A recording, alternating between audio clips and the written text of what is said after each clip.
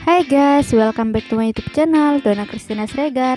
Selamat datang kembali di program BBD Belajar Bersama Donna. Oke guys, di video kali ini kita akan belajar tentang saham Trisuri. Nah, sebelum kita lanjut videonya, teman-teman jangan lupa subscribe dan bunyikan loncengnya ya, agar teman-teman tidak ketinggalan video-video yang sangat bermanfaat dari channel YouTube ini. Yuk kita belajar bersama. Saham Trisuri. Saham yang diperoleh kembali atau Trisuri Stock adalah saham milik perusahaan yang telah diterbitkan dan beredar, kemudian dibeli kembali oleh perusahaan. Perusahaan dapat membeli kembali saham miliknya untuk berbagai alasan, diantaranya yaitu sebagai berikut. 1. Diberikan sebagai bonus kepada pejabat dan karyawan perusahaan. 2. Meningkatkan volume perdagangan saham di Bursa Efek dengan harapan dapat mendongkrak harga pasar saham. 3. Memperoleh tambahan saham yang akan dipergunakan dalam rangka akuisisi perusahaan lain. 4. Mengurangi jumlah lembar saham yang beredar yang pada akhirnya akan memperbesar laba per saham. Saham Trisuri seharusnya tidak dapat dianggap sebagai aktiva, melainkan dilaporkan sebagai unsur pengurangan dalam modal pemegang saham. Metode yang sering digunakan untuk mencatat pembelian dan penjualan kembali Trisuri Stock adalah metode harga pokok atau yang disebut dengan cost method.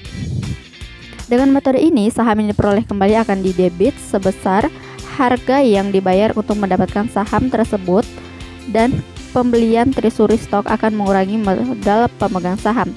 Ingat kembali bahwa modal memiliki saldo normal di sebelah kredit, sehingga perolehan kembali saham yang dicatat di sebelah debit dalam jurnal otomatis akan mengurangi jumlah modal pemegang saham.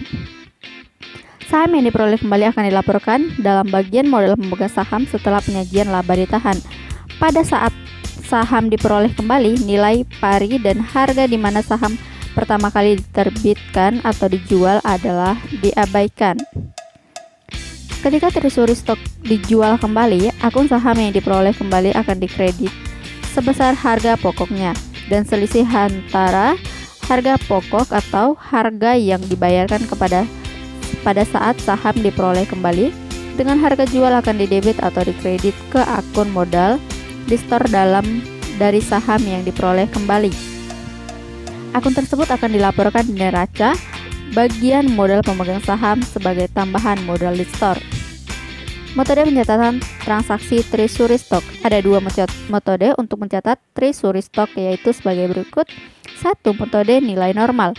Metode ini menganggap pembelian kembali saham yang beredar merupakan pelunasan kembali saham dari para pemegang saham, sehingga pemegang saham itu tidak lagi menjadi pemegang saham perusahaan. Bila Trisuri Stock ini dijual lagi, maka penjualannya dianggap mencari pemegang saham baru. Ada dua pencatatan terhadap transaksi Trisuri Stock, yaitu 1. Mendebit rekening modal saham. 2. Mendebit rekening pembelian kembali saham beredar, dan saldonya dilaporkan mengurangi modal saham beredar dalam neraca. Berdasarkan metode ini, pada saat akuisisi saham Trisuri, maka pencatatan semua transaksi dalam saham Trisuri pada nominalnya dan melaporkan saham Trisuri hanya sebagai pengurangan dalam modal saham. Pada saat pembelian saham Trisuri, maka saham Trisuri didebit sebesar nilai nominal saham dan didebit agio saham biasa sebesar selisih antara nilai nominal dengan harga pengurangan saham biasa.